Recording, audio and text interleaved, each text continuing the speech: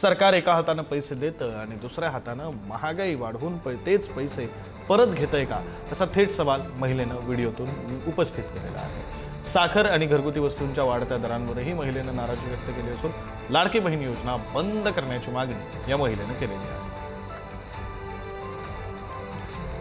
की काय लाडक्या बहीणच्या महागाई वाढली काही, मग मी काय म्हणतो बंद करून टाक ना म्हणा लाडकी बहीण.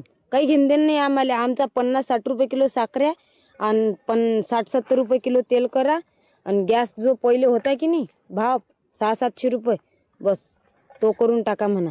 आम्हाला पाहिजे नाही हे लाडकी बहीण नाही पाहिजे. कोण हे आमच्याच जोडचं घेणं लावलं ना आम्हालाच वापस देणं लावलं. काहीच कामाची गोष्ट नाही ना हे. आम्हाला पाहिजेच नाही. हे तर अशी गोष्ट झाली न सुया लावून इंजेक्शन रगत वळणं लावलं आमच्या अंगातलं.